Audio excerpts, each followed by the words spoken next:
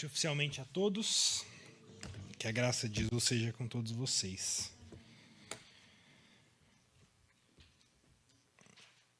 Como o Freitas falou, hoje a gente tem um tema quente para esquentar uma noite fria. Nós temos feito aqui aos sábados o estudo de seitas e heresias. E talvez essa seja o tema de hoje, né, sobre o marxismo, seja uma que você tenha estranhado estar nessa sequência de seitas e heresias, porque numa primeira olhada nós não estamos falando propriamente de uma religião, mas de uma filosofia, de uma maneira, de um aspecto econômico, de um aspecto sociopolítico. E é isso que eu quero abordar com vocês hoje, que a gente pense muito, uma conversa aqui entre a gente, primeiro para a gente averiguar se nós estamos falando de fato de uma religião ou somente de mais uma proposta político-econômica social. Mas antes eu queria orar pedindo que Deus nos oriente em tudo que faremos aqui. Senhor, mais uma vez te louvamos pelo privilégio de estarmos reunidos e pedimos agora que o Senhor nos oriente por meio da sua palavra, que a gente não se perca em elucubrações humanas, mas que em tudo aprendamos e retenhamos somente aquilo que procede de Cristo Jesus. Amém.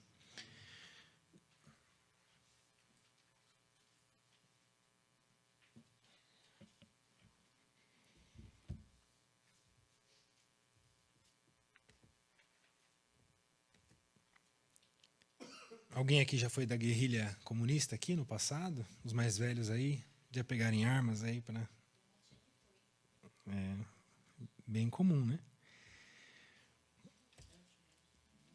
Acho que foi o... Não sei se foi o Pondé que falou que é uma loucura que um adolescente não seja de esquerda. E é uma loucura que um adulto continue a ser depois de deixar a adolescência, né? Alguma coisa desse tipo. Mas parece que é um terreno comum em que todo mundo vai passar em algum momento por ele, vai se encantar com ele, com as ideias marxistas. E eu quero trabalhar um pouco com vocês, porque, como eu disse, pode estranhar para a gente pensar nisso como uma heresia, mas eu quero trabalhar e vou defender a tese de que o marxismo é mais do que simplesmente uma proposta filosófica, econômica, mas é de fato uma religião. E não só é uma religião, mas como é a religião que mais tem roubado pessoas da igreja cristã. Então a gente pode falar sobre o catolicismo, a gente fica escandalizado, né? Nossa, olha lá, um cristão lá se converteu ao... Se converteu não. Se perdeu no caminho do catolicismo. Aí a gente sabe de um caso que acontece lá no Paraná. Né? Acontece assim, pipoca assim, 2, 3 casos por ano de algum teólogo reformado, evangélico que vira católico. A gente fica escandalizado. Mas quantos, principalmente jovens e adolescentes, têm saído da igreja por conta do encanto, do canto da sereia comunista, o canto da sereia do marxismo? Sem dúvida, não resta nenhuma dúvida para mim de que a religião que mais tem roubado pessoas do seio da igreja é o marxismo.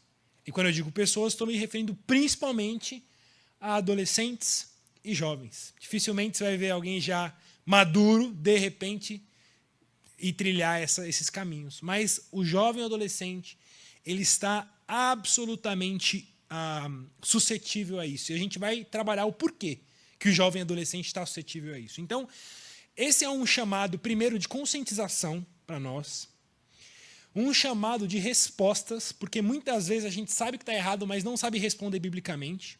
A gente responde economicamente. No sentido, a gente responde assim, mas nunca deu certo. Né? Alguém vai dizer assim, mas marxismo, comunismo nunca deu certo. Me prova um país em que deu certo. Ok, mas será que é esse o ponto? E se desse certo? Seria uma opção válida? Às vezes a gente se perde em discutir os termos, nos termos que são propostos por eles. Mas o termo que a gente discute é completamente outro. Então isso é, primeiro, uma forma de equipar a igreja em conscientização, em respostas bíblicas para isso.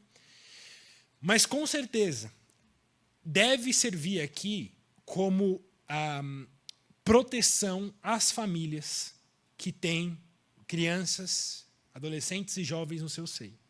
Acho que praticamente todo mundo aqui de alguma forma tem relação com crianças, jovens e adolescentes, né?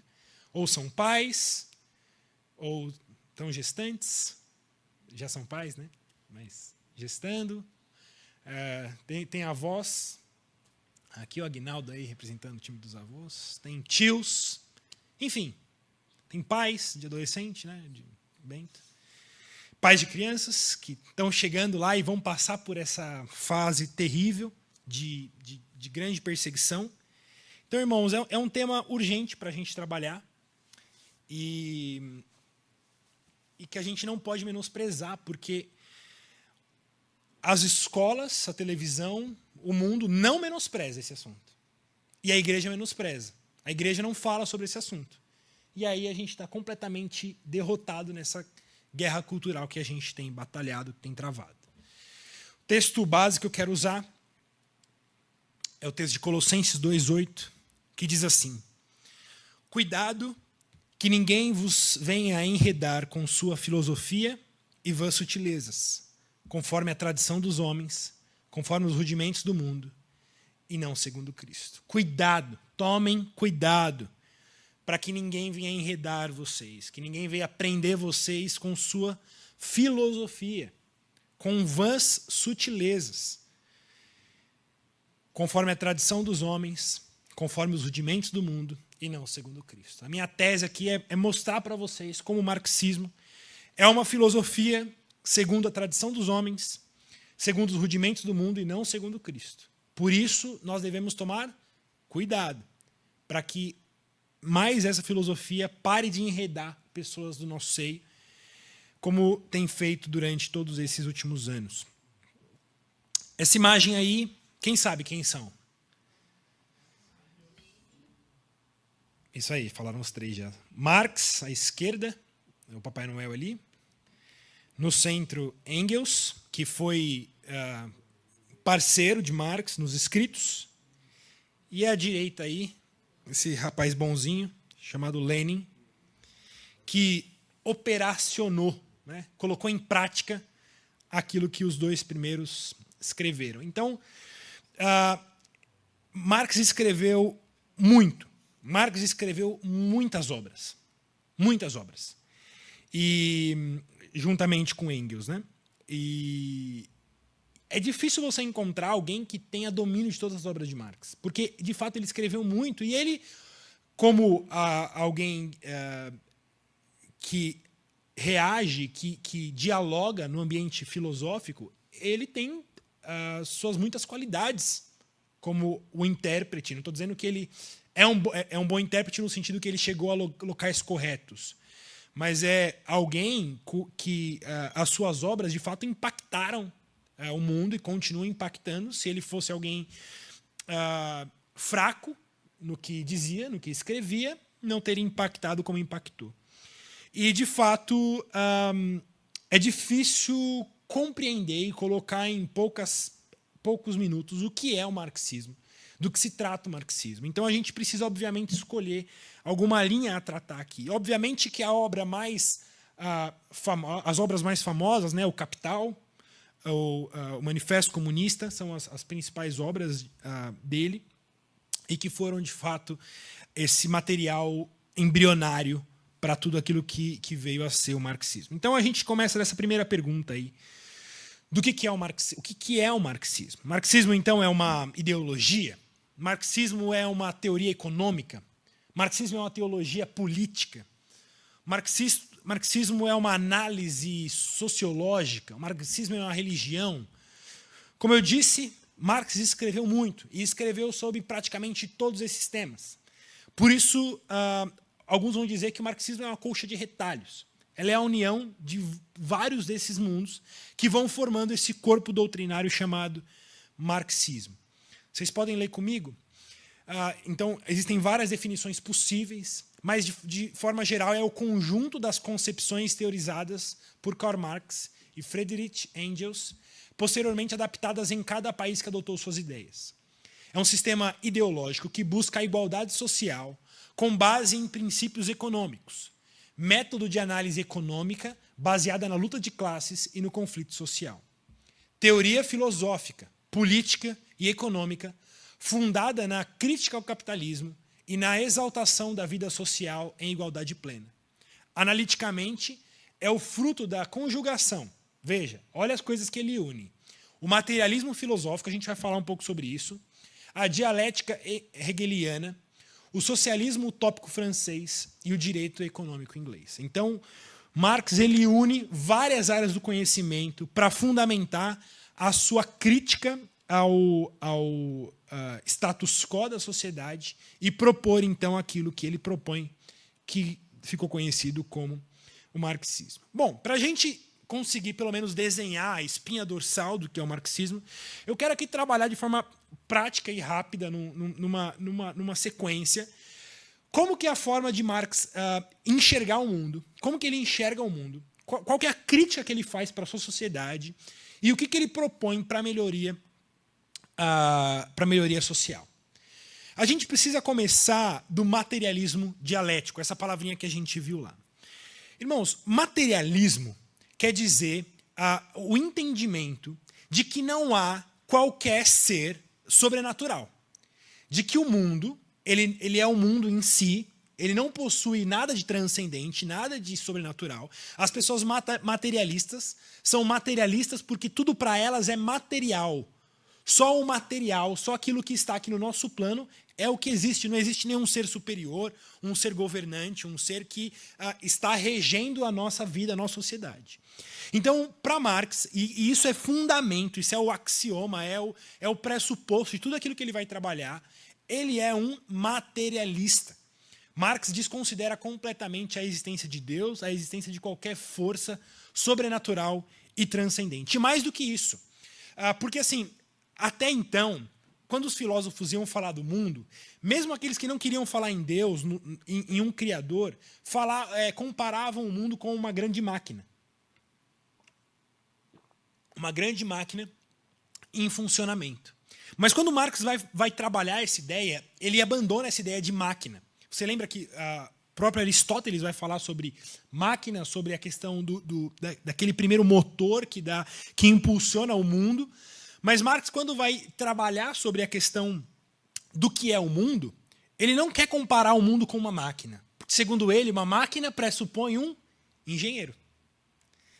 Assim como um relógio, você chega num lugar e acha um relógio, você vai pressupor que houve alguém que construiu aquele relógio. Alguém que colocou cada pecinha no seu devido lugar.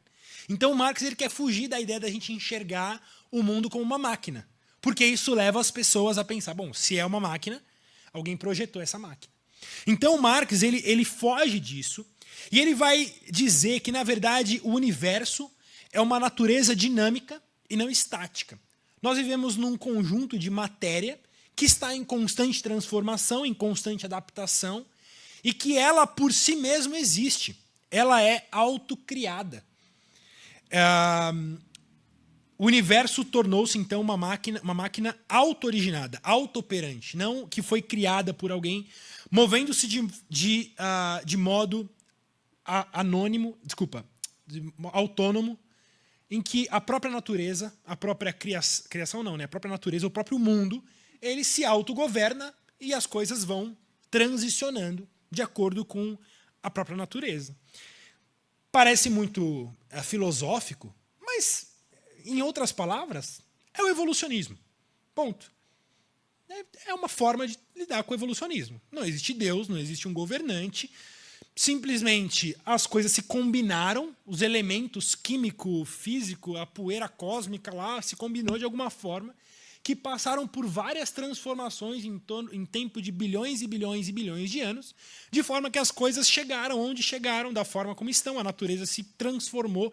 Por isso é dialético, porque ela está em constante diálogo, em constante transformação, mas é materialista. Não existe nenhuma força coordenando aquilo que a gente vive. Então, Marx, quando ele vai lidar com o mundo, ele lida com um mundo que é autocriado. E pensando nesse mundo autocriado, quando ele vai falar sobre o ser humano, ele vai pensar de como que o ser humano chegou até onde estava enquanto Marx escrevia. Ele vai então entender que as sociedades, cada sociedade, se desenvolveram de forma a produzir o próprio sustento. Então, cada grupo social, cada grupo étnico, desenvolveu suas ferramentas de caça, suas ferramentas de corte, suas ferramentas de, enfim, de sobrevivência. E cada pequeno grupo social produzia aquilo que era necessário para a sua própria sobrevivência, certo? A gente estudou isso, os índios ou os grupos étnicos, cada grupo produzia lá seu machadinho, seu arco e flecha, produzia seu moinho, tinha lá os seus animais, e a sociedade, tendo domínio dessas ferramentas, produzia aquilo que ela precisava para o seu sustento e para a sua manutenção. E com aquilo que sobrava, eles trocavam, faziam os escambos de grupos entre grupos. Então, segundo Marx, esse é um estágio chamado de um estado de comunismo primitivo. Era como se houvesse um comunismo primitivo, em que lá no passado as pessoas, ninguém era dono de nada, tudo era de todo mundo, a própria comunidade, sociedade ali tinha suas ferramentas, eles produziam aquilo que era necessário e todo mundo vivia de forma igual. E aquilo que sobrava era trocado e assim foi. Até que... deixa eu ler uma frase aqui. Antes disso, essa frase de Lenin, né?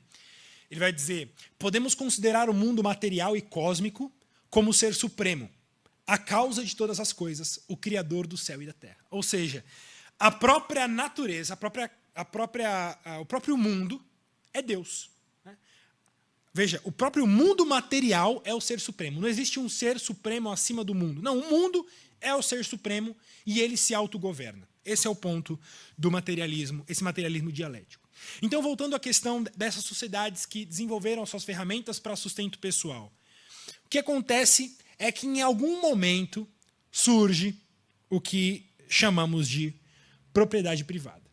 É como se, de repente, ao decorrer dessa dinâmica, alguém tomasse para si o machado, o arco e flecha, o martelo, e aí toda a comunidade não tivesse mais como caçar, não tivesse mais como produzir os alimentos, e só havia ali uma pessoa que era detentora dos meios de produção. Ela agora era detentora daquilo que é necessário para produção. De forma que, se outra pessoa quisesse, de alguma forma, ter peixe, ou caçar, ou o que quer que seja, ela precisava, de alguma forma, usar as minhas ferramentas. Trabalhar para mim, caçar para mim, plantar para mim, e aí, de acordo com aquilo que eu recebo, eu te dou uma parte. E aí, então, houve uma divisão social. Já não era mais tudo de todo mundo. Agora existe a burguesia e o proletariado. Isso já na linguagem da industrial, né? Ou seja, ou você é burguês, ou você é detentor dos meios de produção, ou você tem as ferramentas e a propriedade e a terra como sua propriedade, ou você é do proletariado. Aquele que trabalha para alguém que é dono da propriedade privada, e assim você tem o seu sustento. Então, quando Marx olha para a sua sociedade, olha para o mundo, ele olha o mundo em duas categorias. De forma que a economia, o mundo econômico, determina quem cada pessoa é dentro dessa criação, desse mundo. Ou você é burguês, ou você é do proletariado. Ou você é dono de propriedade, ou você é detentor dos meios de produção, ou você é peão, ou você é do proletariado. E ele vai dizer, então, que em breve haverá uma revolução. Em breve, esse grupo de proletariado vai se revoltar e vai tomar as posses dos burgueses, vai tomar esses meios de produção para que os burgueses já não determinem mais quem pode ou não pode ser dono de propriedade. Ou seja, o que vem na sequência... Eu acho que eu pulei uma frase. Aqui. A doutrina comunista de Marx foi construída no pilar da insatisfação com o mundo de sua época. Ele observou a condição social da população e entendeu que não havia justiça. Os industriais não eram bondosos para com o proletariado. Pelo contrário, exploravam-nos intensa e abertamente. A justiça e bondade inundavam a consciência de Marx, e o confronto entre ambas com a vida concreta levou a desenvolver sua teorização, com o objetivo final explícito de extinguir a dissonância entre o ideal e o real. Ou seja, quando ele olha para aquela sociedade em que você tem patrões, você tem burgueses explorando o proletariado, Marx ele vê isso como injustiça, como algo que está desencaixado, e ele propõe, então, qual é o caminho para reajustar esse padrão de justiça. Então ele prevê uma iminente revolução do proletariado. A gente chega, então, na revolução. A ideia de Marx é que o proletariado unido tomaria posse dos meios de produção, a fim de que essa opressão dos burgueses se encerrasse e a propriedade privada fosse destruída, a fim de que tudo fosse de todos, como se a gente voltasse para aquele estágio inicial, em que a ferramenta é de todo mundo, a terra é de todo mundo, o maquinário é de todo mundo, tudo que se produzir vai dividir igual entre todo mundo e todo mundo vai ficar feliz. Ele entendia que a união dos trabalhadores de fábrica urbanos fariam com que houvesse uma revolta e uma revolução contra os seus opressores capitalistas. E ele vai dizer que isso seria feito usando todos os meios necessários para atingir esse objetivo, em especial a violência. Então ele defende que essa revolução, essa tomada do poder, essa tomada dos meios de produção, ela aconteceria usando todos os meios necessários, inclusive a violência, inclusive a morte, inclusive a morte de qualquer pessoa que se opusesse à revolução. Inclusive há uma frase de Lenin que ele diz assim: moral é tudo aquilo que colabora para a revolução. Você quer saber se uma coisa é certa ou não? Essa coisa colabora para a revolução de alguma forma? Pode fazer. Posso matar alguém? Colabora para a revolução? Colabora. Vai fundo. Posso torturar alguém? Essa tortura colabora para a revolução? Colabora. Então vai fundo. Ou seja, moral é tudo aquilo que colabora para a revolução. A ideia é a revolução. Pela revolução, nós vamos então mudar essa estrutura social que a gente vive. Até então que se chegue ao comunismo. As pessoas muitas vezes usam socialismo e comunismo de forma intercambiável, mas a grosso modo o socialismo era um estágio inicial até chegar no comunismo. Então, como essa revolução ela é algo progressiva e que precisa acontecer no mundo inteiro, então a gente viveria primeiro um estágio socialista, para que então, superada essa primeira fase socialista, o mundo então fosse comunista. Mas então o objetivo final era o comunismo.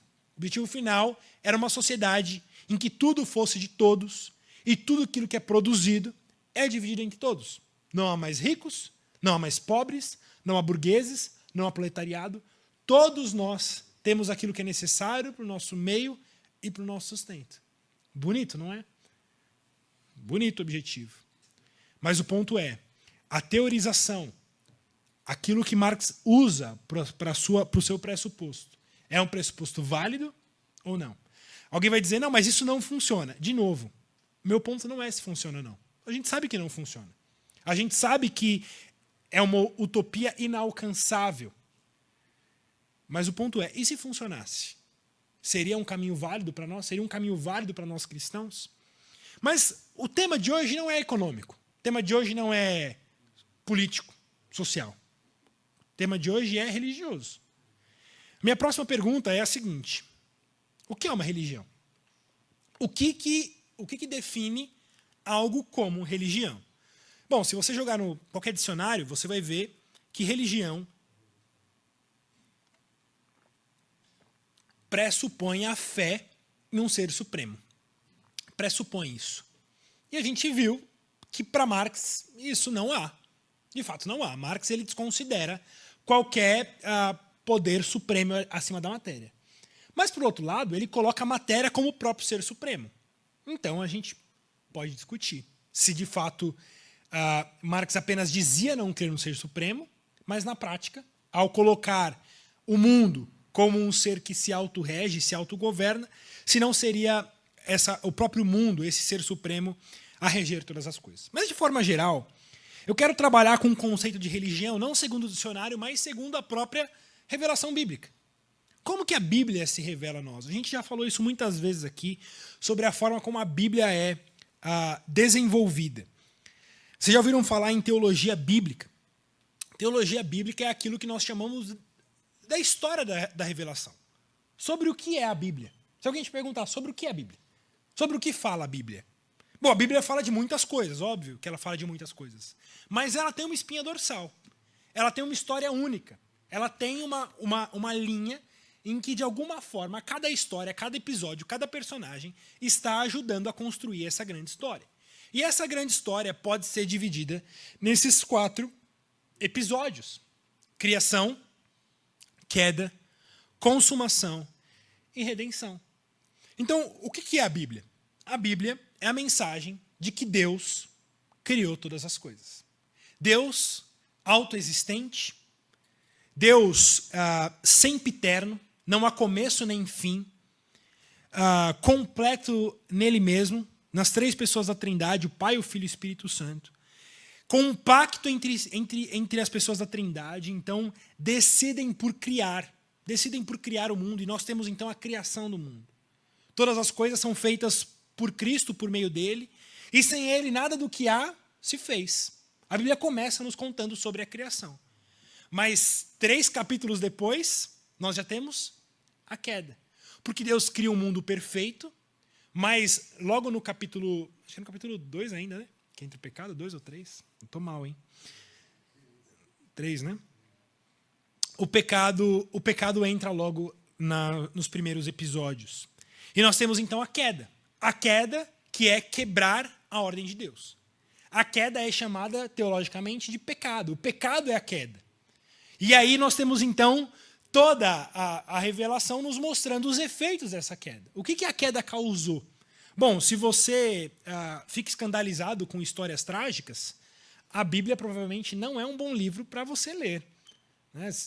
Às vezes, eu vi até um texto acho que foi o Nelson que me mostrou, do Tiago Cavaco, dizendo, olha, a vantagem de crianças que crescem lendo a Bíblia é que nada além da Bíblia vai escandalizá-las tanto quanto a própria Bíblia.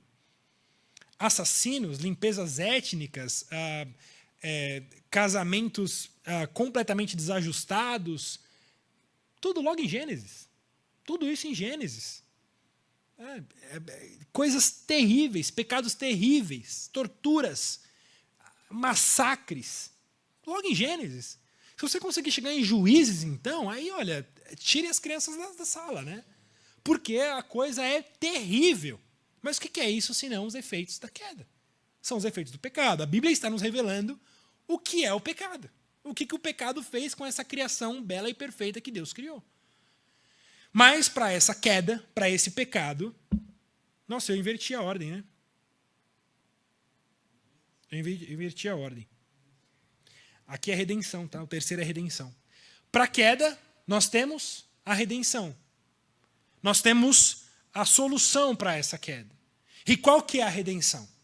Cristo Jesus.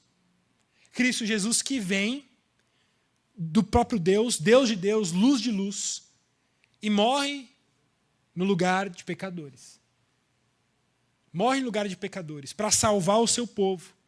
Ou seja, Jesus é a redenção para o pecado. Jesus é a resposta para o pecado. De forma que, então, esse povo que é redimido por Cristo Jesus, que é salvo por Cristo Jesus, eles, então, chegam à consumação. O que é a consumação? É a glória. É o céu, é a Jerusalém celestial. É o Monte Sião, que nós estudaremos amanhã de manhã em Hebreus capítulo 12. É Sião, Jerusalém celestial, a casa de Deus, em que toda essa criação que foi maculada pelo pecado será refeita. E nós veremos em novos céus e nova terra. Essa é a revelação de Deus. Irmãos, se a gente colocar nessa perspectiva, o marxismo é uma religião. Porque ele tem as mesmas respostas que nós temos para cada um desses episódios. A ordem vai estar inversa, mas eu explico quando chegar lá. Então, enquanto nós olhamos criação, o marxismo vai ver como materialismo, certo? Como que o mundo foi formado? Ele é autoformado. Ele tem uma resposta para a criação. Ele vai se usar da evolução, ele vai usar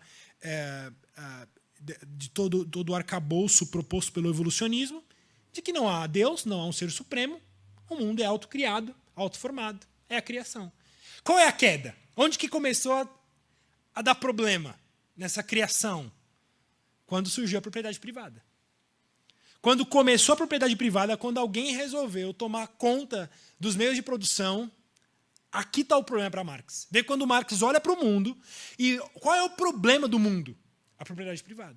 O cristão olha para o mundo e vai dizer, qual que é o problema do mundo? Qual que é o problema do mundo? Pecado. É a queda. Quando a gente olha para o mundo, você olha para as guerras, para os conflitos, para a pobreza. Qual que é o problema do mundo? O pecado. Agir contra a vontade de Deus. O Marx nunca vai dizer que é o pecado. Aliás, Marx nunca vai colocar que a culpa é do ser humano. Ele vai dizer que a culpa da propriedade privada não é do ser humano, mas é da estrutura econômica. Não me pergunte quem que formou a estrutura econômica, senão o próprio ser humano. Mas ok. Mas o homem é essencialmente bom. Não há nada de mal no homem, não há um pecado moral, não há um problema a ser justificado. Há uma questão de estrutura que nós precisamos corrigir. E a queda, então, para Marx, é a propriedade privada. Qual que é a redenção, então, que seria o terceiro capítulo? Aonde está a solução para o nosso problema? A solução para a queda é Jesus? Não. A solução para a queda é a revolução. Certo? Enquanto para a gente, cristão, a partir da Bíblia, qual que é a solução para os problemas do mundo? Jesus Cristo. Só Jesus pode restaurar esse mundo. Só Jesus pode acabar com as injustiças. Só Jesus pode acabar com a pobreza. Só Jesus pode acabar com os desajustes sociais. Mas Marx, quando olha para os problemas sociais, econômicos, estruturais, ele vai dizer a solução é a revolução. E qual que é a consumação para Marx? É o céu? É a Nova Jerusalém? É a glória? Não. É o Estado comunista. Chegamos no céu. Chegamos na plenitude de que seria um Estado comunista. Então vocês percebem comigo de que para cada uma dos capítulos da revelação bíblica, o marxismo tem as suas respostas. Por isso ele se acomoda perfeitamente naquilo que a gente pode chamar de uma religião. Porque é mais do que simplesmente uma proposta econômica, filosófica. Eles estão substituindo cada uma das respostas bíblicas de criação, queda, redenção e consumação por outras respostas, por outras explicações. O que torna isso não só uma religião, mas uma heresia. E por isso encaixada aqui na nossa sequência de estudos.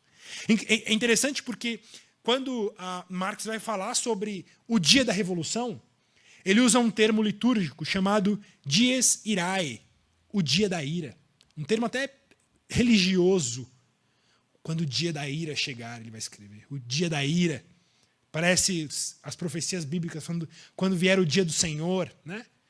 Ele vai dizer o dia da ira. O dia da ira é o dia da revolução. Então, a proposta de Marx é uma proposta escatológica. É uma proposta de, olha, nós temos um problema, esse problema é a burguesia, esse problema é a detenção dos meios de produção, a resposta é a revolução, para que a gente chegue então no nosso céu. E o nosso céu é o comunismo. E a minha proposta de dizer que isso é uma religião não é algo meu, mas que ao meu lado existem vários filósofos, teólogos, economistas, e eu quero trazer algumas frases aqui. Ali em cima vai estar o nome de cada um. O marxismo é nada menos que um programa para criar uma nova humanidade e um novo mundo, nos quais todos os conflitos atuais serão resolvidos. Semelhante ao cristianismo, o pensamento de Marx é mais que teoria. É para muitos uma fé secular, uma visão de salvação social. Muitos estudiosos de Marx dão evidência de que Marx, não obstante seus pronunciamentos contra as religiões, criou uma religião ou uma religiosidade substitutiva, marcada por todas as características essenciais de uma fé. Você lembra, né? A frase de Marx é que a religião é o ópio do povo. Ele está dizendo, olha, vocês usam da religião para não ter que enfrentar os problemas das injustiças sociais. A gente poderia dizer para Marx, você rejeita a religião para querer evitar pensar que você vai enfrentar a própria justiça de Deus. O marxismo tem tudo o que necessita para se qualificar como uma religião. Esse Máximo Gorki, foi um marxista também, seguidor de Marx, e ele dizia que o marxismo deve ser reconhecido como a mais religião de todas as religiões.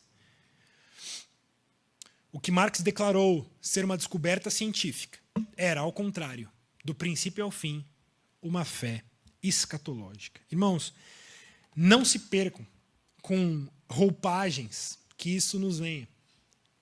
A proposta marxista, o entendimento, a visão de mundo, a cosmovisão marxista, é uma cosmovisão religiosa que quer trazer para a gente uma salvação que não vem por meio de Cristo, mas vem por meio da revolução. Qual é o perigo?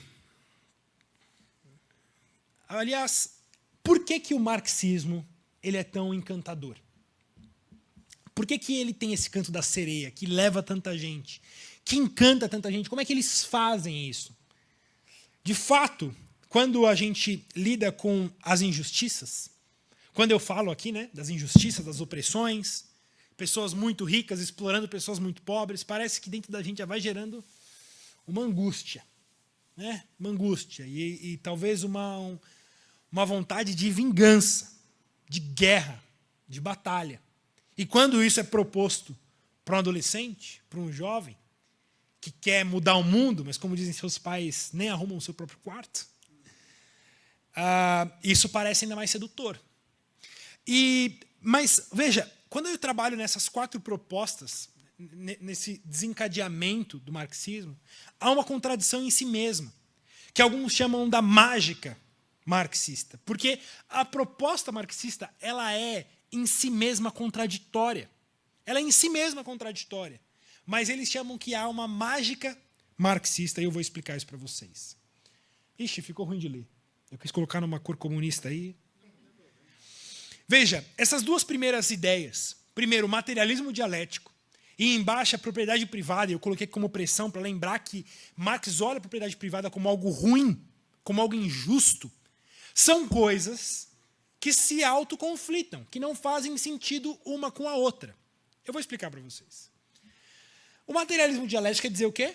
Não existe Deus, não existe um ser supremo, não existe ninguém governando a gente. O mundo é o que é porque o mundo é assim e se chegou até aqui. Não existe certo e errado. As coisas simplesmente se desenvolveram para ser do jeito que são. Nós não passamos de nada além de uma poeira cósmica, de a junção de elétrons e energia. O Nelson, que é engenheiro, sabe falar melhor que eu. Essa junção físico-química que acontece, biológica, aí que deu um choquezinho lá e você está aqui hoje. Mas veja, não tem qualquer valor moral na tua vida, nem na minha vida. Logo, não há certo e errado. Eu não presto conta para ninguém. Não tem um ser supremo. Se eu mato uma barata, não é certo nem errado. Eu só matei uma barata, eu só esmaguei células ali, que vão se degradar e vão se tornar outra coisa. Agora, qual que é a diferença de eu esmagar uma barata e esmagar você? Nenhuma. Nenhuma. Por quê? Nós não prestamos contas a ninguém. O que é certo? O que é errado? Veja, se não há Deus, se Deus não existe, logo, o padrão de justiça não existe. Por que é certo eu matar alguém? Por que é errado eu violentar sexualmente alguém? Por que é? Oi? Exato. A gente vive a lei da natureza. Né? A gente vive como vivem os animais. E mesmo os animais, existe uma ética inscrita na sua própria, no seu próprio instinto. Mas veja, em nós existe necessariamente um conceito de certo e errado. E não só em nós, no próprio Marx. Porque Marx, quando chega nesse segundo ponto, ele olha para a sociedade e diz injustiça. Errado isso aí. Não pode. Os proprietários, os burgueses, não podem explorar os trabalhadores. Há uma injustiça. O ponto é, de onde Marx tira o seu padrão de justiça? Ele está vendo uma situação e está julgando aquilo como injusto. Por que é injusto? Se não há um padrão, se não há um Deus, se não há ninguém a prestar contas, lei do mais forte, não é isso? Se eu precisar explorar alguém, fazer alguém escravo, bater nele, que diferença faz? Não tem certo e errado. Mas veja, quando ele é apresentado em cultos, ele é apresentado omitindo essas questões. Então, para alguém que tem um senso de justiça mais elevado, ele vai dizer, olha, isso aí vai trazer melhoria, justiça social, isso vai trazer bem-estar social. Para alguém mais intelectualizado, ele vai dizer, olha, se a gente caminhar por essa revolução, os mecanismos econômicos se ajustarão de forma mais adequada. Veja, eles usam essas duas medidas de materialismo e de padrão de justiça, que são antagônicas nelas, mas a mágica marxista, como alguns chamam, é que eles sempre apresentam só uma das mãos de cada vez. Nunca apresentam as duas mãos juntas, dizendo, olha, não existe padrão de certo e errado porque Deus não existe. O mundo está errado. Se eles apresentassem as duas mãos, todos veriam que há algo inconsistente aqui. Por isso, a mágica marxista é sempre te levar de forma ambígua. E você pode ver isso nas campanhas políticas do próximo marxista que for se candidatar. Ele vai negar completamente a existência de Deus, a não ser que ele precise ganhar votos de católicos e evangélicos e vá na missa comer a hóstia.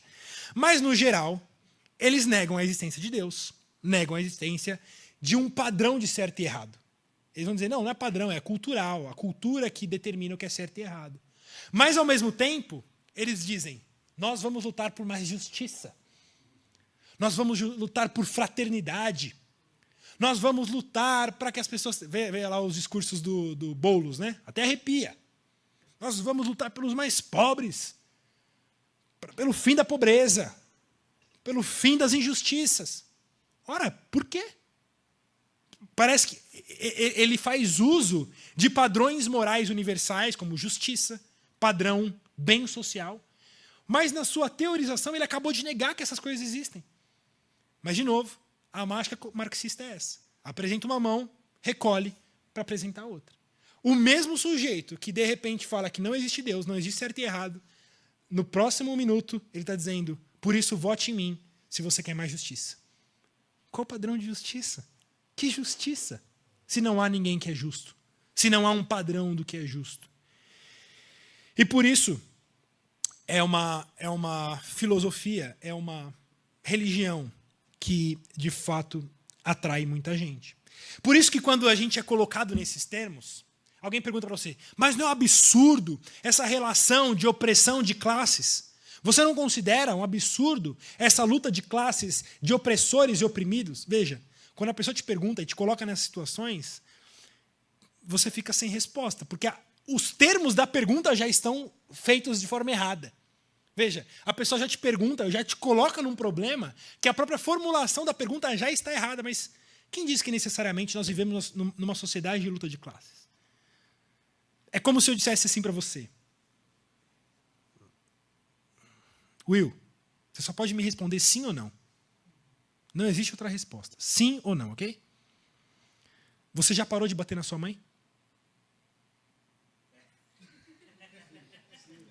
Tem resposta? Tem, quer dizer, se ele falar sim, então você estava batendo nela. Se ele falar não, piorou.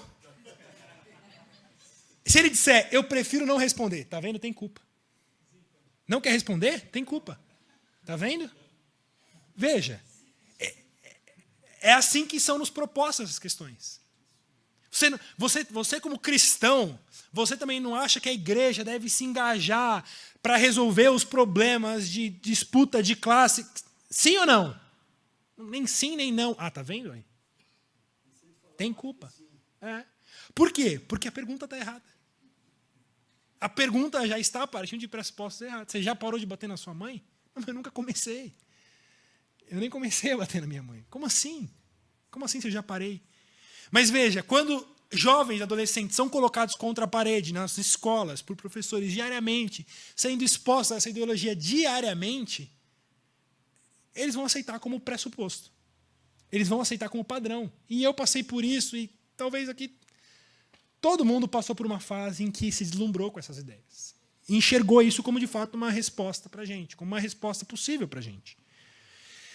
Mas, quando a gente cresce, tem uma decepção. E veja, essa decepção não foi só nossa. Que bom que houve essa decepção. Mas essa decepção foi dos próprios marxistas. Eles se decepcionaram. Sabe por quê? Porque algo deu errado no plano. E o que deu errado no plano foi a própria revolução. A revolução não aconteceu. O proletariado não se uniu. Marx morreu e, enquanto vive, ele dizia, olha, está iminente, está no ponto. Daqui a pouco, o proletariado vai se unir, a gente vai destruir a burguesia. Está perto, está perto, está perto. E aí passou. E não aconteceu, não se uniram. Inclusive, alguns vão dizer que o grande ponto de decepção dos marxistas foi na Primeira Guerra Mundial. Porque na Primeira Guerra Mundial, quem que estava se matando na batalha ali, morrendo nos campos? Eram os burgueses que estavam ali, eram os ricos, um ou outro, mas no geral era o proletariado. E eles estavam ali unidos por uma causa econômica, social? Não, eles estavam unidos pelo nacionalismo. Foi outra coisa que uniu. Só que no campo de batalha, era proletariado matando proletariado. Era pobre matando pobre. Era operário matando operário. Para um marxista olhar aquilo, como assim? A gente está se matando. A gente devia unir nós todos, proletários, e matar a burguesia. Não a gente se auto-assassinar por conta de questões nacionais. Por isso gerou uma grande decepção marxista. E nós veremos qual é, então, o reflexo disso nos nossos dias. Esse slide era para estar antes dessa questão da decepção, porque eu quero falar rapidamente aqui sobre as consequências da sacralização do marxismo. O que acontece pelo fato de marxismo ser, então, uma religião? Bom, as verdades são dogmas, axiomas que a gente não pode mais discutir, dogmas sociais, que existe luta de classes, ninguém discute, que existem classes oprimidas simplesmente por pertencerem às classes, são dogmas. Há um caráter devocional dos seus defensores. Você vai conversar com um marxista, é como você conversar com um testemunho de Jeová. As coisas pegam fogo. Por quê? Porque você não está simplesmente discutindo uma teoria econômica social. Você está discutindo a fé dele. Você está discutindo a esperança que é no coração dele. E há um exclusivismo. Há esse caráter de seita que nós temos trabalhado aqui aos sábados. Não há espaço para membros que não sejam do proletariado, muito menos para crentes de outras religiões. Embora o marxismo prometesse a redenção de toda a humanidade, esse termo deve ser bem compreendido. Ao garantir um mundo justo, fraterno e igualitário, os marxistas obviamente excluíram dessa nova dispensação os burgueses. Na qualidade de malfeitores, de inimigos do proletariado, não fariam jus ao gozo das virtudes que estavam por vir à humanidade. A justiça pretendida, portanto, não era propriamente universal, mas restrita à classe que eles escolhessem como merecedores.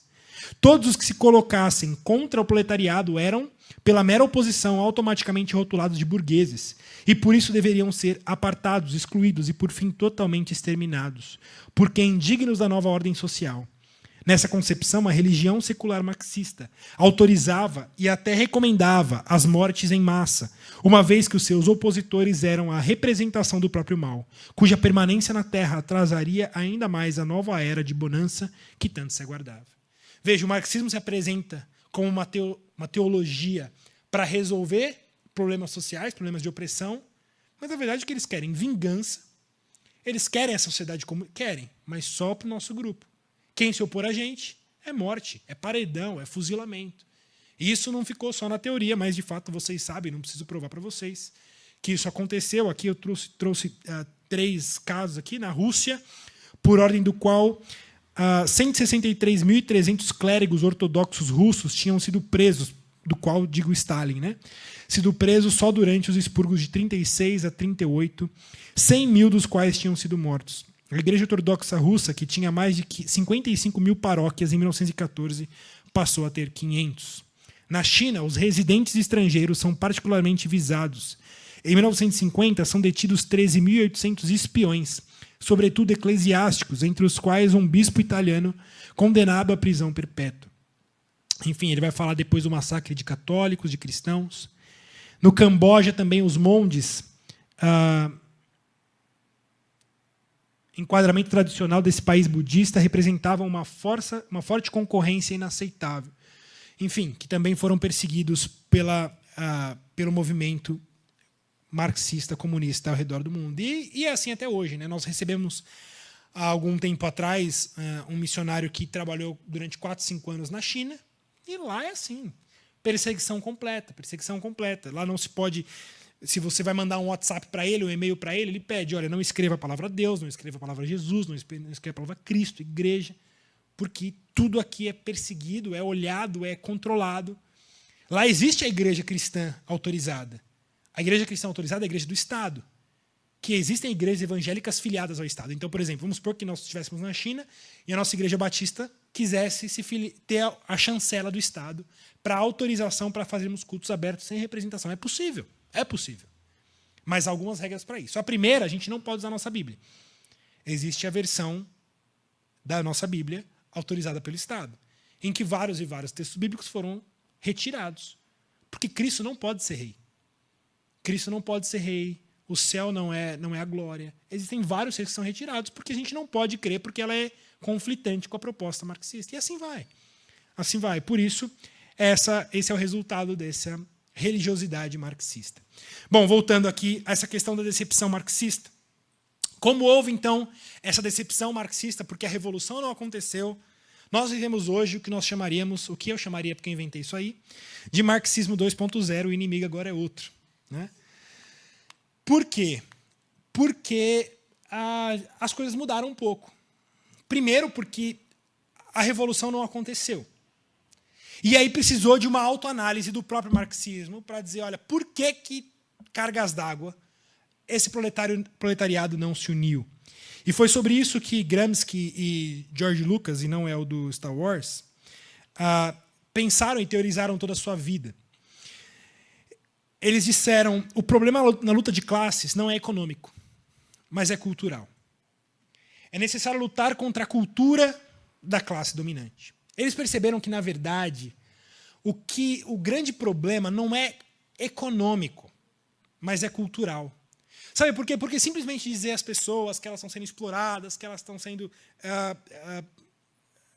torturadas no trabalho, e por isso elas devem pegar em armas e fazer essa revolução, não é suficiente para que essas pessoas se animem para isso. Sabe por quê? Porque há muito crente nesse meio. Há, na cultura impregnada, o que nós chamaríamos de uma noção judaico-cristã. Imagina na Europa, século XIX aqui, hoje muito menos, né? Mas ainda nesse período, muito maior do que hoje. Mesmo para quem não era cristão, mesmo para quem estava distante, mas ainda na cultura haviam valores ali impregnados do próprio cristianismo, que impedia com que essas pessoas aceitassem a proposta marxista. De vamos fuzilar quem aparecer pela frente até a gente tomar os meios de produção. Então, Gramsci percebeu que antes da gente trabalhar a questão econômica, a gente precisa trabalhar a questão cultural. A gente precisa destruir a cultura. Para destruindo a cultura, aí sim a gente fazer essa revolução que a gente tanto quer. Porque enquanto a cultura cristã existir, a cultura cristã vai impedir com que essa revolução aconteça. Porque a gente abre a Bíblia e o que vai dizer para os escravos? Respeitem seus senhores, como ao Senhor. Vai dizer, olha, se você tem sofrido, ele vai dizer, se você é escravo e tem sido explorado, se você tiver uma oportunidade de liberdade, aproveite. Mas se não tiver, sirva como ao Senhor, em submissão, dando testemunho da sua fé. Como que um chão de fábrica cristão, que ouvia isso na igreja, ia pegar em arma para destruir o burguês? Ele falava, não, a minha redenção não vai vir por aí, não. Estou esperando outro dia. Veja, ele não está negando que ele não era explorado. Era sim. Era explorado sim. Não tinha as condições mínimas de sobrevivência? Não tinham. Mas como crentes, nem todo caminho para a gente é justo. A gente não usa da filosofia de Stalin de que moral é tudo aquilo que colabora para a revolução. Para nós, a gente obedece ao Senhor. Ainda que seja abrindo mão dos nossos direitos. Ainda que seja sofrendo perseguição, sofrendo tortura. Porque a gente sabe que em breve o Senhor virá. E o Senhor nos livrará de toda a opressão, todos aqueles que nos perseguem. E o Senhor dará a paga. A justiça pertence ao Senhor, a ira pertence ao Senhor, a vingança pertence ao Senhor, não a nós. Então eles percebem que é impossível acontecer uma revolução socialista, marxista, comunista, enquanto a cultura estiver impregnada, a cultura cristã estiver impregnada na sociedade. Agora, vocês acham que é por acaso que hoje os movimentos de esquerda estejam tão engajados em destruir a cultura cristã? Não, não é por acaso. É porque há uma proposta clara. É o que nós chamaríamos de marxismo cultural. Hoje a guerra marxista não é mais econômica, primariamente, mas é cultural. Nós precisamos destruir a cultura cristã do seio da sociedade para que a revolução aconteça. E é isso que eles têm feito. Como que eles têm feito isso? Chamando os oprimidos. Só que não tem mais proletariado burguês. Essa divisão social já nem existia muito bem na época de Marx, já não era tão claro assim. Mas hoje muito menos. Quem aqui tem uma MEI? Trabalha com uma MEI? Sabe aquela MEI? O CNPJ MEI? Quem tem? Ah, você tem, Freitas? Não, você é CLT, né? Você é proletário. Você tem, né? Uma MEI. Você é MEI, Fê? Ah, proletariado. Univos. Hã? É. Ó, por exemplo, Will. Você é burguês? Tem uma livraria. Você é burguês? Você é burguês? Você é, nesse sentido capitalista, dono de propriedades, dono do meio de produção, né, na mesa, com o pé em cima da mesa, um charuto cubano, copo de uísque, dinheiro por todo lado, cheques assinados. O cara que tem um carrinho de pipoca na frente da escola, ele é ou não é dono do seu meio de produção? Ah, é, não é? Mas ele é burguês, será? Será que ele estaria mais perto de um burguês ou de um proletariado? Mas veja, ele é dono do meio de produção dele. Veja, a sociedade ela não é dividida dessa forma, muito menos hoje. Por isso não tem mais como a gente juntar os oprimidos. Oprimidos, venham aqui. Mudou. Então eles precisaram mudar quem são os oprimidos. Quem são os oprimidos hoje? As minorias sociais. Então, eles são os oprimidos hoje. É por isso que os partidos de esquerda, os partidos marxistas, eles olham para os grupos chamados de minorias sociais e primeiro eles informam esses grupos. Olha, vocês são oprimidos. Eu nunca vi alguém que é oprimido precisar ser avisado que é. Mas é assim que funciona nos nossos dias. Olha, vocês são oprimidos. O homem branco e hétero e crente te oprime. Oprime o gay. Eu não sei por que colocaram um judeu aqui, porque geralmente os partidos de esquerda não ajudam os judeus, né? Não, acho que de amarelo é o obeso. É o negro, o obeso, um deficiente, mulheres grávidas e o muçulmano, né? Mas, enfim, vocês sabem que tem vários outros. Mas qual é a estratégia dos partidos de esquerda hoje? Olham para os grupos minoritários. Mulheres! Nós defenderemos os direitos das mulheres. Nós vamos representar vocês, têm sido oprimida por essa sociedade machista. Nós vamos defender vocês. Vocês estão sendo oprimidas. Univos. Negros. Nós vamos representar vocês com cotas, com direitos aos negros, com isso, com aquilo. Eu vou representar vocês. Gays, vocês são oprimidos. Nós vamos representar vocês. Obesos, vamos se livrar da sociedade gordofóbica. Vamos, Islã, religião da paz. Vamos se livrar dessa cultura judaico-cristã islamofóbica. Nós vamos aqui representar vocês. E assim os partidos de esquerda, eles mudaram o discurso para os oprimidos, porque não há mais oprimidos em fábricas. Mas não é mais assim que a sociedade é distribuída. E vão nesses grupos, essas minorias sociais, que de fato sofrem muitas coisas. Não estou dizendo que não sofrem sim muitas coisas. São muitas vezes, de fato, oprimidas pela estrutura social. Os partidos de esquerda usam isso e usam esses grupos como massa de manobra para dizer, olha, nós precisamos da revolução. E agora vocês são os nossos soldadinhos. E aí vão conduzindo esses grupos para onde quer que eles desejam. Sim, aqui foi só uma imagem que eu peguei no Google aqui, né? Mas é os pobres, enfim.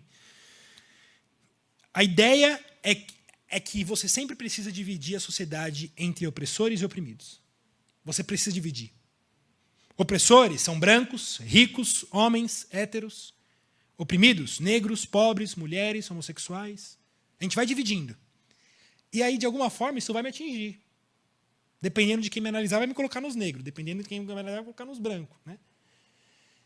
Dependendo, você é colocado e, dependendo de quem você for, você é ao mesmo tempo oprimido e opressor.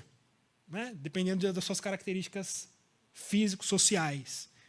Mas o ponto é um discurso que anima, porque vem alguém querendo lutar por quem eu sou. Olha como eu me sinto especial. Por quem eu sou, vai lutar pelos meus direitos, vai estar lá na presidência, lá no Senado, lutando por mim, pela minha classe. Por isso, univos. Né?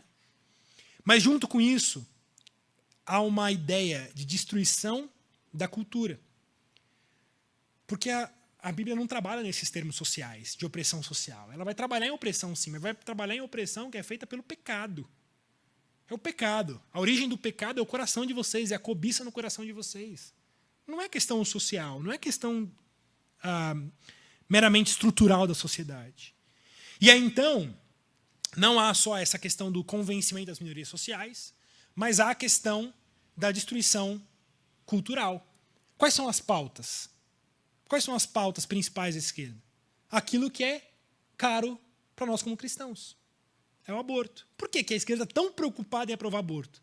Porque é uma barreira cristã na sociedade. E eles precisam destruir barreiras cristãs na sociedade. Por que o casamento homoafetivo é uma bandeira tão forte para os partidos de esquerda? Porque é uma causa cara para nós cristãos. Ainda é um aspecto cristão impregnado na sociedade. E eles precisam destruir. Por que eles vão se preocupar em economia? Eles vão se preocupar em falar sobre casamento gay. Porque o que impede a revolução é a cultura. E por isso a cultura precisa ser destruída.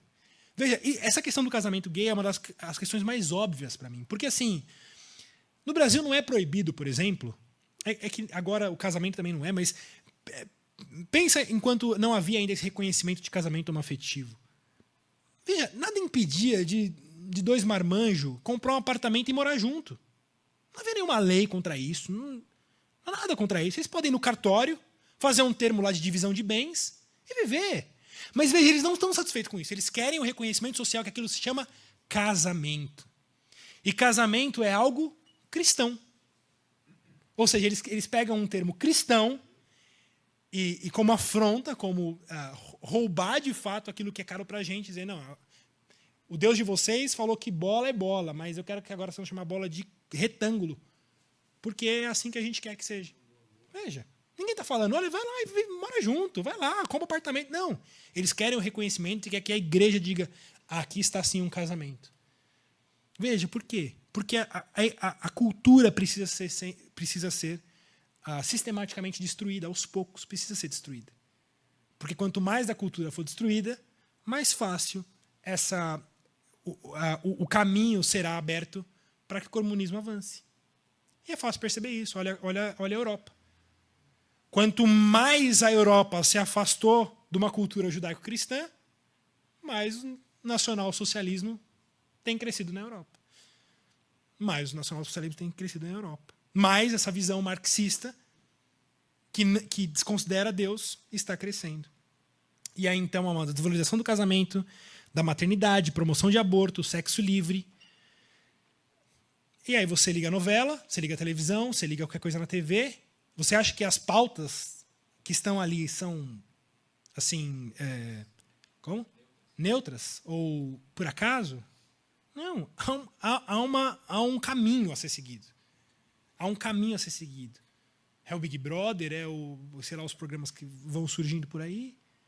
Vamos destruir essa cultura cristã. Sexo livre, sexo à vontade, com quem você quiser. Drogas, normal. O trans, normal, não há nada de estranho nisso.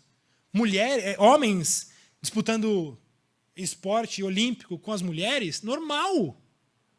E quem achar isso estranho é louco. Né? Você vê lá na natação lá, o sujeito que nunca ganhou nada nos masculinos, agora está batendo todos os recordes, ganhando todos os ouros no feminino.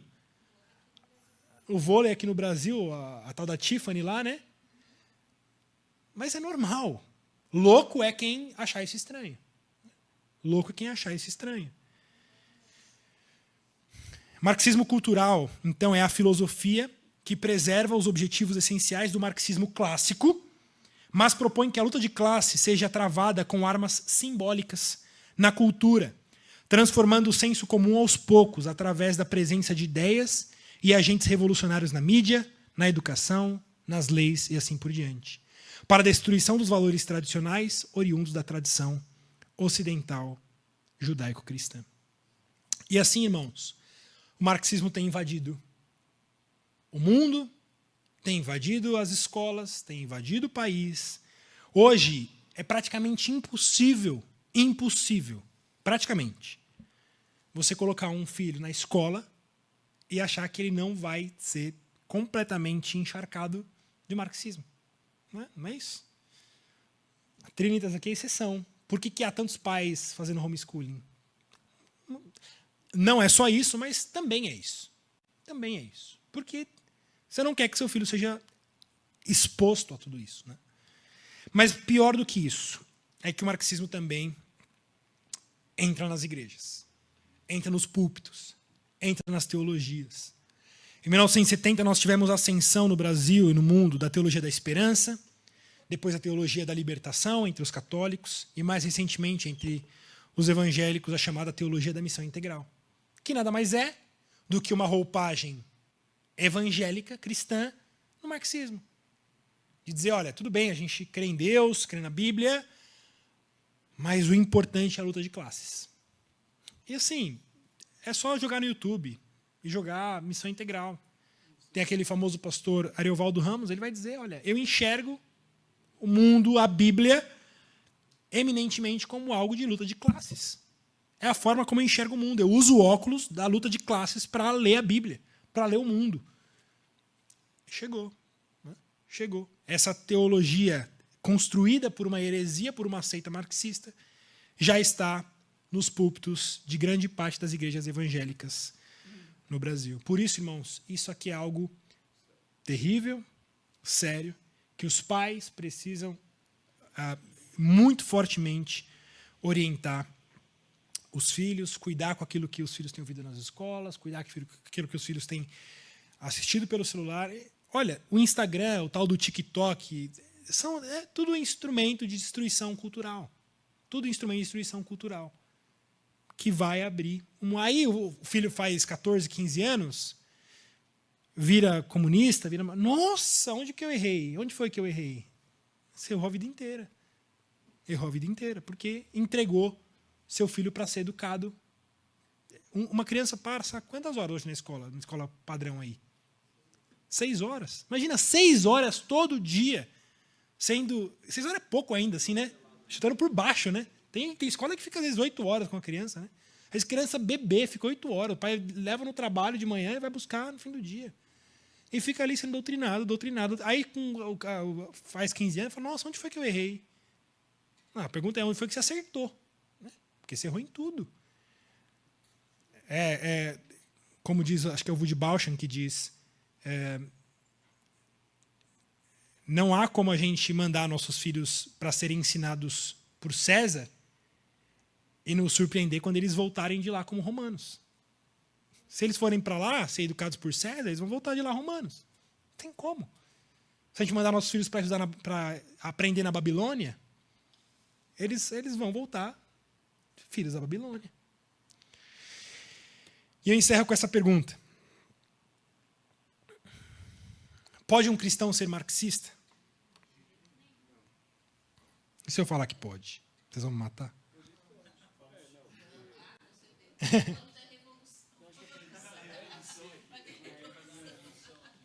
Uhum. Boa, é isso aí, Gilberto. Esse pode. É como a pergunta lá, você já parou de bater na mãe? Melhora a pergunta, né? Pode um cristão ser marxista?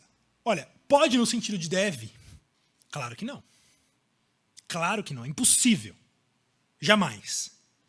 Agora, assim, é possível que um crente salvo em Jesus Cristo seja marxista? É possível. Eu acho que é possível. Porque a gente cai em muitas contradições. Muitas contradições. O ser humano é uma fossa de contradição. Há muitas pessoas... Eu acho que é impossível ele ser no sentido ortodoxo marxista. Ele não vai ser. Mas pode ser um crente, um cristão, que está vislumbrado com algum encanto marxista, alguma teoria de esquerda.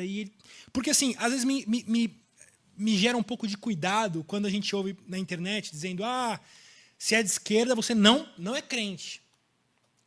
Gente, cuidado. Ele não deveria ser. Não deveria ser, mas nós somos contraditórios. O ser humano é contraditório. Quando a gente se converte, a gente não se liberta dos nossos ídolos assim de uma hora para outra. Revelação de Deus é uma revelação progressiva. E às vezes um senhorzinho lá que trabalhou na GM, foi sindicalista a vida inteira, vota, não sei o quê, se converteu. Mas ele ainda não entendeu tudo. Sabe? Ele ainda não tem a revelação completa.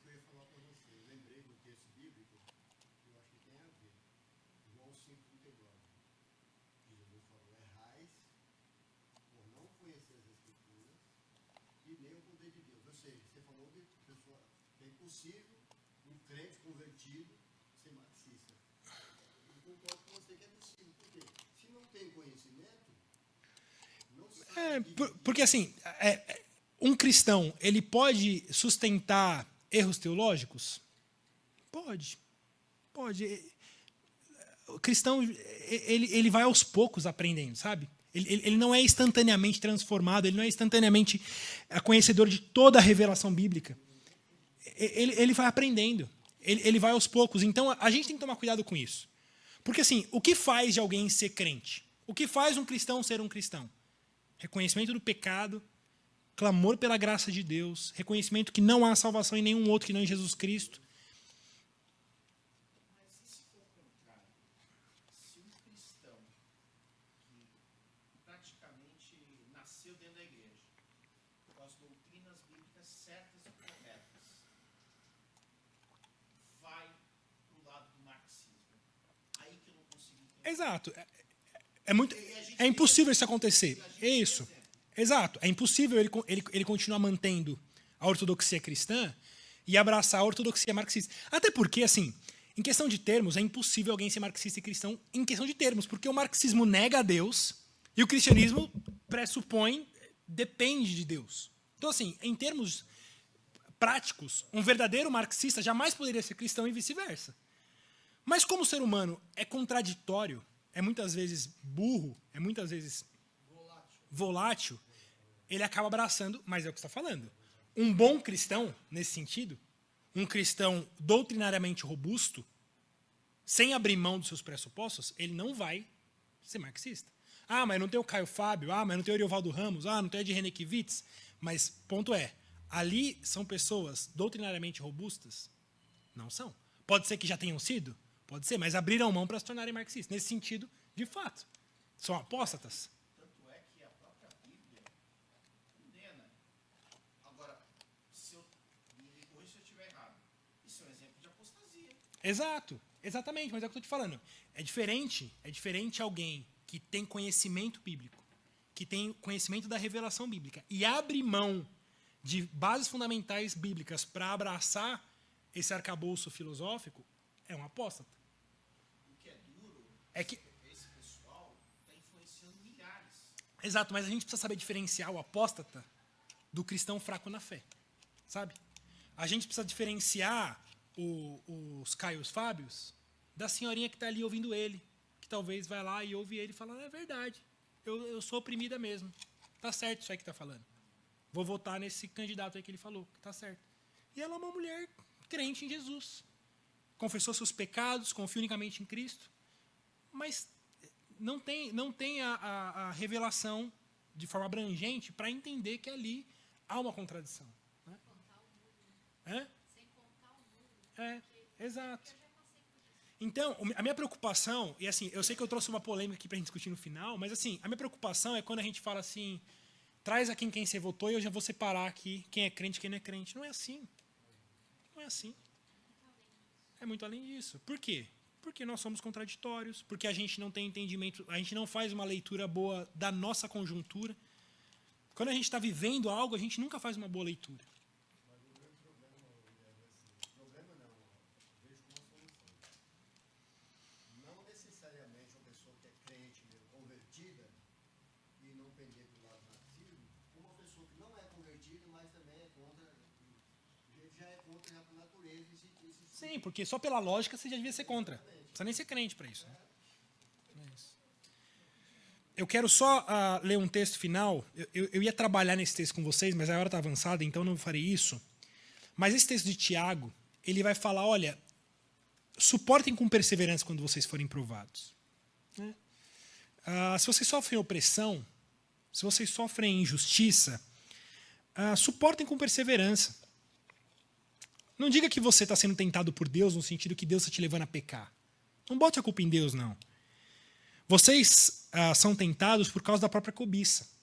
O problema do mundo, o problema das opressões, dos desajustes sociais, é por causa da cobiça do coração. E é isso que precisa ser tratado. É a cobiça. A cobiça é um mandamento que precisa ser... todos os mandamentos, para se quebrarem, você precisa quebrar a cobiça primeiro. O 10º mandamento ele sempre é quebrado quando você peca. Porque Tiago diz que todo o pecado começa com cobiça. Começa com um desejo desajustado. E ele diz a cobiça, depois de haver concebido, dá a luz ao pecado, e o pecado, uma vez consumado, gera morte. Por que há injustiça? Por que há morte no mundo? Por causa do capitalismo? Por causa da propriedade privada? Por causa da burguesia? Não, por causa da cobiça no coração do homem. Não vos enganeis, amados irmãos. Toda boa dádiva, todo dom perfeito são lá do alto. Nada que é justo não vem do alto. Nada que é bom não vem do alto. O ser humano por si só não pode produzir o que é bom, o que é justo. O proletariado nunca vai conquistar a justiça. As minorias sociais não vão conquistar a justiça.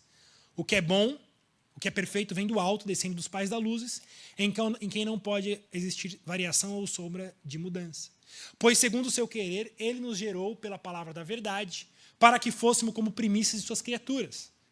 Sabeis essas coisas, meus amados irmãos? Todo homem, pois, seja pronto para ouvir, tardio para falar e tardio para se irar. É porque ele fala isso? Porque a ira do homem não produz a justiça de Deus. Irmãos, todo o encanto marxista de lutar por justiça parte da ira. Parte da ira. O pressuposto é ira. Você está sendo oprimido, você está sendo perseguido, se ire e faça justiça com as próprias mãos. Mas olha o que ele está dizendo.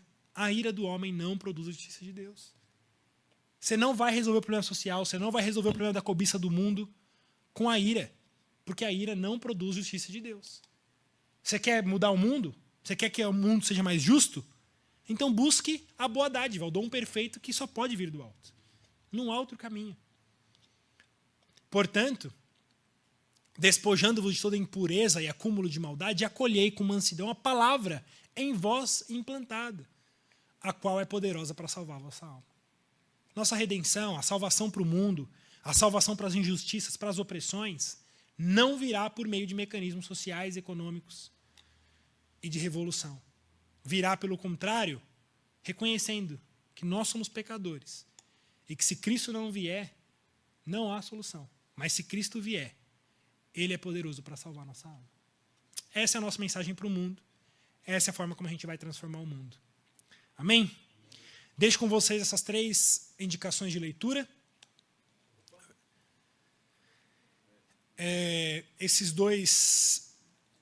primeiro aí fala sobre cosmovisão, vai falar sobre como que a Escritura de Deus deve coordenar todas as nossas compreensões econômicas, filosóficas, de enxergar o mundo, libertando o cristianismo do seu cativeiro cultural. Esse livro do meio é falando especificamente sobre pobreza. Né? Como o marxismo ele atua muito sobre acabar com a pobreza, esse livro é muito legal, um livro fininho esse do meio, esse da esquerda é grandão. Tá com ele aí? É bem fininho, tem o quê? 120 páginas? Bem fininho, mas ele é muito bacana, ele vai trabalhar sobre como que a Bíblia enxerga a pobreza, se Deus se importa com os pobres, se nós devemos importar com os pobres, e como que a pobreza vai de fato acabar. E esse livro da direita, eu não li, mas eu assisti um curso dele, é um brasileiro, Carlos Eduardo Berechani, eu acho que fala. Marxismo na contramão do bom senso. E nesse livro ele vai defender, então, marxismo também como uma vertente religiosa. Irmãos, é isso. Nosso horário está um pouco avançado, então eu vou encerrar e a gente pode bater papo e discutir, continuar conversando aqui depois. Vou orar. Senhor, obrigado pelo tempo que tivemos juntos, pela sua palavra, pela sua iluminação. Pedimos, ó Deus, que o Senhor nos livre do encanto do marxismo, nos livre dessa heresia, dessa seita tão terrível que tem tirado tantos da tradição cristã, tem tirado tantos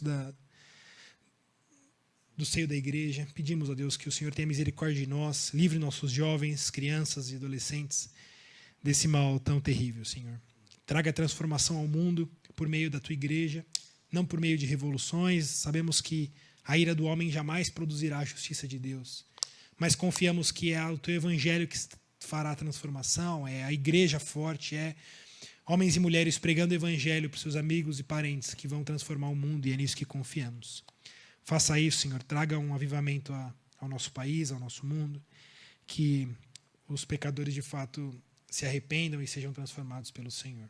Em nome de Cristo que nós oramos. Amém.